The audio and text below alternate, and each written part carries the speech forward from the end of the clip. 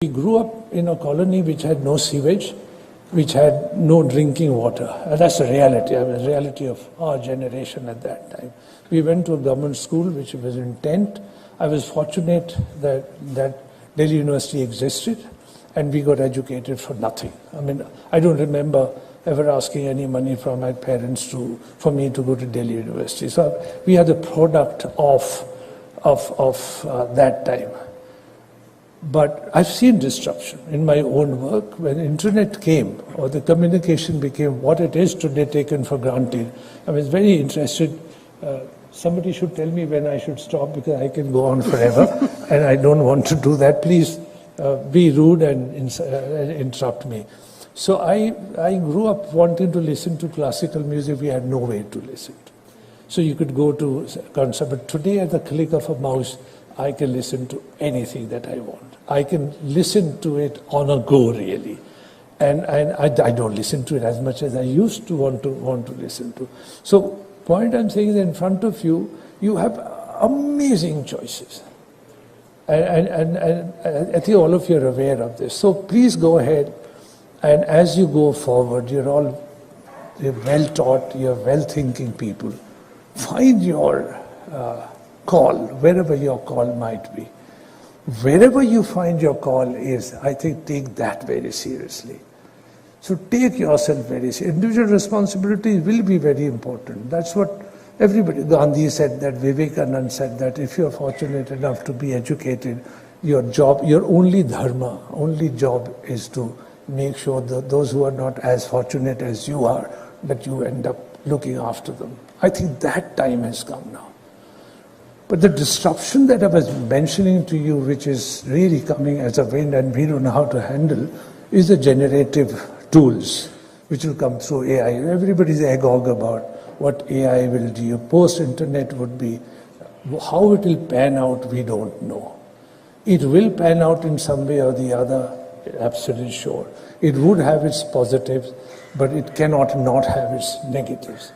I think we have to have a very careful eye on what might be negative dropout, and how much the creativity of a young human mind, or a policymaker, or a teacher, or a creator of science education would be affected by this. I have to be very careful. Let me just give you a very quick example. 5th of March, a paper published in a scientific journal called Nature, when 100 papers were submitted as a trial. 68 out of 100 papers by expert eyes, those who I review papers all the time, could not be differentiated, the ones that was created by a very rudimentary early GPT generative. It would have repercussions everywhere. It would have repercussions also how a tutorial is written by a young student in any university. It would have repercussions. I think you will have to figure out how to wade through this mess. But this could be very exciting also at the same time.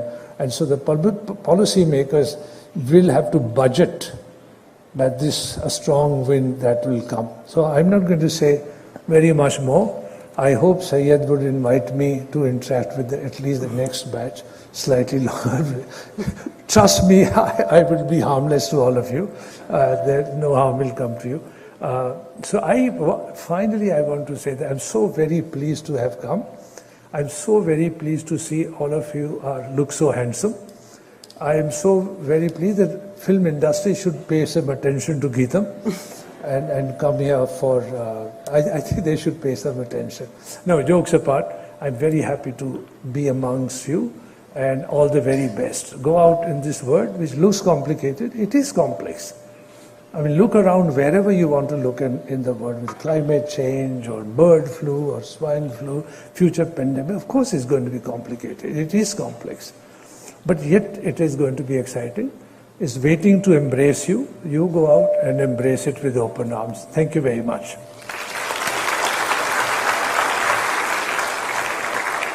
Thank you, Dr. Chauhan. As a lot of you know, Kautilya is a pandemic baby. During those months between the terrible waves with double masks on, some of us would meet, discuss the way forward. Look at the skeleton with hope and anxiety, that skeleton which is the Kautilya School of Public Policy today. It's been a journey of a lot of grit and perseverance, but really the best person to tell you all about it is the founder of the school, the president of Geetam, M. Shri Bharat.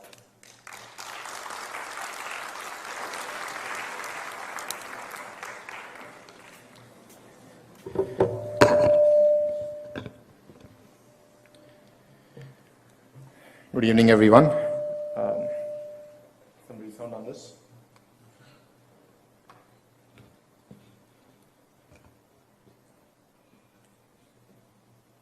Thank you, Chandrababunaidu, for accepting our invitation and coming to this event as a chief guest. I'll speak about him more later on. To the students, to the family of the students, to all the guests here in the audience. When we met about 2 weeks ago, I said my speech to you is not done, so it's today. I've written down some points so that I don't forget, and this is for everybody else here in the audience also. Why did we start Kautilya? To change politics, to change policy making. To what degree will each of you do it is dependent on you. But I'm like a venture capital firm. I invest in 10 companies, one becomes a unicorn. Right? So we've invested in 44 of you. Now how many of you will become unicorns? I'm really waiting to see. And unicorns is not in terms of money, but in terms of how you're going to go out there and change India, change the world. How did we do this? With a commitment to excellence. It's been a lot of hard work. All of you have put it, all of us have put it. It's been a lot of challenges. It's been a lot of investment. Other schools in Geetam are not very happy that we are investing in you the way we are. So you do have to pay back on that belief or investment that's been put on you. And the last part, why? And as I tell you the why, I want to tell you about certain pitfalls that you all should think about. I've told this to you in some form before. It's entitlement. Nothing will come easy. You have to work hard. There's a very popular Telugu Rajnikant movie. Some of you can understand Telugu. Kashtapadakunda edi raadu. Kashtapadakunda ochindi eppatiki shashwatam kaadu. What you won't get anything. You won't get anything without hard work, and what you get without hard work will not last forever. So, and then the other thing that I want to ask you is pitfall. Don't get comfortable. Many of you have gotten jobs. That's not the end. That's the beginning. Don't settle for less, and don't be short-sighted. It's not about how much money you get today. It's about what problem are you solving for in the future. And I'll be curious to track all of your journeys. And the next pitfall is, who are you? How biased are you? How weak or susceptible are you to influence in a negative way? How intolerant are you? These are things that you've all been challenged. You've had different points of view. You've debated. You've had some fights, not too many, I hope. And you've grown past all of those things. You've also had a very progressive, liberal environment relative to any other student in Geetam. What has that made of you?